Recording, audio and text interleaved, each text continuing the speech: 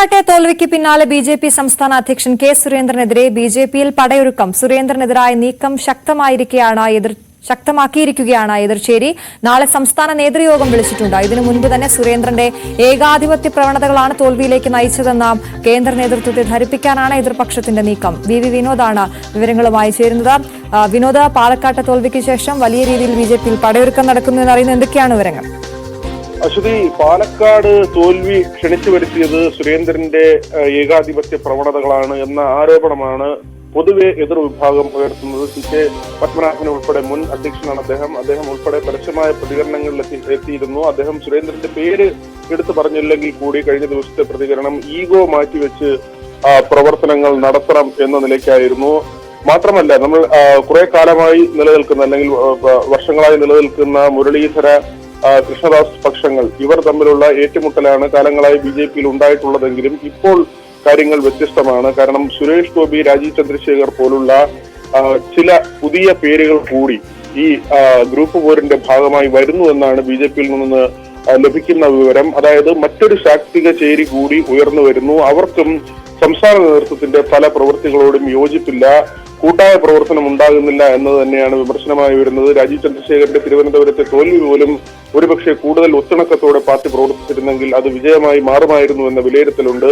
ദേശീയ നേതൃത്വവുമായി രണ്ടുപേർക്കും വലിയ അടുപ്പമാണുള്ളത്. സുരേഷ് ഗോപിക്കും അതോടൊപ്പം തന്നെ രാജീവ് ചന്ദ്രശേഖരനും കേന്ദ്ര നേതൃത്വവുമായി വലിയ അടുത്ത ബന്ധവുമുണ്ട്. അതുകൊണ്ട് തന്നെ കേരളത്തിലെ കാര്യങ്ങൾ മറ്റൊരു വഴിയിലൂടെ കേന്ദ്ര നേതൃത്വത്തിന് മുന്നിലേക്ക് എത്തുന്ന ഒരു സാഹചര്യം കൂടിയുണ്ട്. അതിനപ്പുറത്തേക്കാണ് കൃഷ്ണദാസ് പക്ഷത്തിൽ നിന്ന് ഉയർന്നു വരുന്ന ആരോപണങ്ങൾ, ആക്ഷേപങ്ങൾ. അതിനപ്പുറത്തേക്ക് ഇപ്പോൾ ബിജെപിയിൽ പറഞ്ഞു കേൾക്കുന്ന മറ്റൊരു കാര്യം മുരളീധരനും സുരേന്ദ്രനും തമ്മിൽ രസത്തിലല്ല എന്നതാണ്.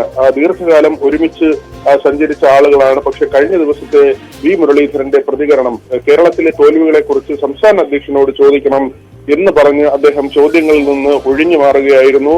അതായത് നേരത്തെ സുരേന്ദ്രന്റെ ടേം പൂർത്തിയായെങ്കിലും ലോക്സഭാ തെരഞ്ഞെടുപ്പിന്റെ സാഹചര്യത്തിൽ പല സംസ്ഥാനങ്ങളിലും അധ്യക്ഷന്മാരുടെ കാലാവധി നീട്ടി നൽകിയിരുന്നു. അതിന്റെ അടിസ്ഥാനത്തിൽ സുരേന്ദ്രന്റെ കാലാവധി കൂടി നീട്ടി നൽകി. തുടർന്ന് തൃശൂരിലുണ്ടായ വിജയം, അതിന്റെ ക്രെഡിറ്റ് സ്വാഭാവികമായും സംസ്ഥാന അധ്യക്ഷൻ എന്ന നിലയ്ക്ക് അദ്ദേഹം നടത്തിയ പ്രവർത്തനങ്ങളുടെ ഭാഗമാണ് എന്ന് സുരേന്ദ്ര പക്ഷത്തുള്ളവർ അവകാശപ്പെടുകയും അതിന്റെ അടിസ്ഥാനത്തിൽ ഈ അധ്യക്ഷ പദവിയിൽ സുരേന്ദ്രൻ തുടരുകയുമായിരുന്നു. ഇതിനിടയിലാണ് പാലക്കാട് വലിയ വിജയം ഉണ്ടാകും, അട്ടിമറി വിജയം നേടാൻ കഴിയുമെന്ന് വിചാരിച്ചിരുന്ന പാലക്കാട് നിയമസഭാ സീറ്റിൽ വലിയ തോൽവിയിലേക്ക് ചെന്ന് വീണത്.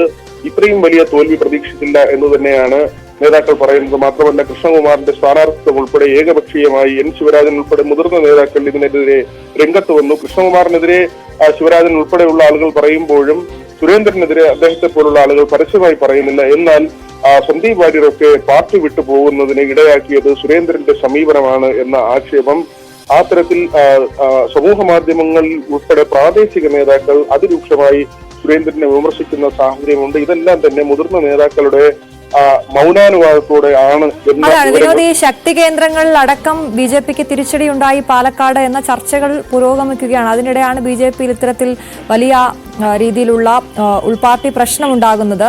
ഇത് ഇപ്പോൾ നിലവിലെ സാഹചര്യത്തിൽ കെ സുരേന്ദ്രൻ എത്രത്തോളം പ്രബലനാണ്, അല്ലെങ്കിൽ ഇത്തരത്തിലുള്ള മറുവശത്തെ നീക്കങ്ങൾ അത് ഏതെങ്കിലും രീതിയിൽ സുരേന്ദ്രനെ ബാധിക്കാനുള്ള സാധ്യതയുണ്ടോ? നാളത്തെ യോഗം തന്നെ സംഘടനാ തിരഞ്ഞെടുപ്പുമായി ബന്ധപ്പെട്ട കാര്യങ്ങൾക്കാണ്. പൊതുവിൽ ദേശീയ തലത്തിൽ നേരിടുന്ന പ്രതിസന്ധി അത് കേരളത്തിലും ഉണ്ട് എന്ന ഒരു വസ്തുതയുണ്ട്. അതായത് RSSന്റെ സംഘടനാ ജനറൽ സെക്രട്ടറിയെ നേരത്തെ BJPയിലേക്ക് നിയോഗിക്കുമായിരുന്നു. ഇവർക്ക് വലിയ അധികാരമാണ് ഉണ്ടായിരുന്നത്, അല്ലെങ്കിൽ പാർട്ടിക്കുള്ളിൽ വലിയ സ്വാധീനം ഉണ്ടായിരുന്നു. RSS കൃത്യമായ നിർദ്ദേശങ്ങളുമായി BJPയെ നയിക്കുന്ന ഒരു കാലമുണ്ടായിരുന്നു.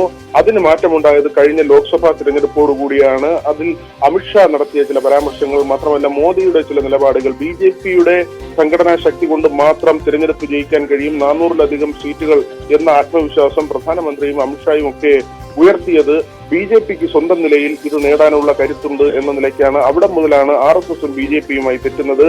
മോഹൻ ഭാഗവത് അതുമുതൽ ഇരു നേതാക്കളുമായി രസത്തിലല്ല. അദ്ദേഹം അങ്ങനെയാണെങ്കിൽ BJP സ്വന്തം നിലയ്ക്ക് പോകട്ടെ എന്ന നിലയ്ക്ക് കഴിഞ്ഞ പാർലമെന്റ് തെരഞ്ഞെടുപ്പ് മുതൽ RSS BJPയുമായി സഹകരിക്കാതെ നിൽക്കുകയാണ്. മാത്രമല്ല, സംഘടനാ ജനറൽ സെക്രട്ടറിയെ കേരള ഘടകത്തിൽ നിന്ന് പിൻവലിച്ചതിന് ശേഷം സുഭാഷായിരുന്നു സംഘടനാ ജനറൽ സെക്രട്ടറി. അദ്ദേഹത്തെ പിൻവലിച്ച ശേഷം മറ്റൊരു സെക്രട്ടറിയെ RSS നൽകിയിട്ടുമില്ല. കേരളത്തിൽ മാത്രമല്ല പല സംസ്ഥാനങ്ങളിലും RSS ഇങ്ങനെ സംഘടനാ ജനറൽ സെക്രട്ടറിമാരെ BJPയിലേക്ക് നൽകാത്ത സാഹചര്യമുണ്ട്. RSS എന്ന് പറയുന്നത് സ്വാഭാവികമായും BJPയുടെ ബ്ലഡ് ആണ്. BJPയെ ചലിപ്പിക്കുന്നത് തന്നെ RSSന്റെ സംഘടനാ സംവിധാനമാണ്. പക്ഷേ ഇപ്പോഴുള്ള തിരഞ്ഞെടുപ്പുകളിൽ നേരിടുന്ന വലിയ പ്രതിസന്ധി RSSന്റെ പിന്തുണ കാര്യമായി ലഭിക്കുന്നില്ല എന്നതാണ്. ഇതൊരു പക്ഷേ പാർട്ടിയിലെ ആഭ്യന്തര ചർച്ചകളിൽ സുരേന്ദ്രൻ ഉന്നയിക്കാനുള്ള സാധ്യതയുണ്ട്. മാത്രമല്ല ചില നേതാക്കൾ വിട്ടുനിന്ന അടക്കമുള്ള പോരായ്മകൾ, ഏകോപനത്തിൽ താൻ മുന്നിട്ടിറങ്ങുമ്പോഴും സഹകരിക്കാതെ ചിലർ മാറി നിന്നു എന്ന ആരോപണം ഒക്കെ തന്നെ സുരേന്ദ്രന്റെ ഭാഗത്ത് നിന്ന് ഉയർത്താനുള്ള സാഹചര്യമുണ്ട്. മാത്രമല്ല അവിടെ തിരഞ്ഞെടുപ്പ് ചുമതല ഉണ്ടായിരുന്ന നേതാക്കൾ അവരുടെ കൃത്യമായ നടപടികൾ അവർ പൂർത്തിയാക്കിയിരുന്നില്ല എന്നതടക്കമുള്ള കാര്യങ്ങളിലേക്കും വിമർശനങ്ങളിലേക്കും സുരേന്ദ്രപക്ഷം പോകാനുള്ള സാധ്യതയുണ്ട്. ഏതായിരുന്നാലും സുരേന്ദ്രനെതിരെ വീണ് കിട്ടിയ വലിയ അവസരമായി തന്നെയാണ് എതിർചേരി ഇത് കാണുന്നത്. മാത്രമല്ല സുരേന്ദ്രൻ ചർച്ചകളില്ലാതെ ഏകാധിപത്യപരമായി പെരുമാറുന്നു എന്ന ആരോപണം കുറെ കാലമായി പാർട്ടിക്കുള്ളിൽ സുരേന്ദ്രനെതിരെ ഉയർന്നു വരുന്നതാണ്. അങ്ങനെ ശരി വിനോദ്, എന്തായാലും നാളെ സംസ്ഥാന നേതൃയോഗം ചേരുമ്പോൾ ഈ കാര്യങ്ങളൊക്കെ അതിലേക്ക് ചർച്ചയ്ക്ക് വരുമെന്നുള്ളതാണ് ഇപ്പോൾ നമുക്ക് ലഭിക്കുന്ന ഏറ്റവും ഒടുവിൽ ലഭിക്കുന്ന വിവരമനുസരിച്ച്. ഇന്ന് കെ സുരേന്ദ്രൻ വാർത്താ സമ്മേളനം നടത്തുന്നുണ്ട്. ഉച്ചയ്ക്ക് 12 മണിക്ക് കോഴിക്കോടാണ് അദ്ദേഹത്തിന്റെ വാർത്താ സമ്മേളനം.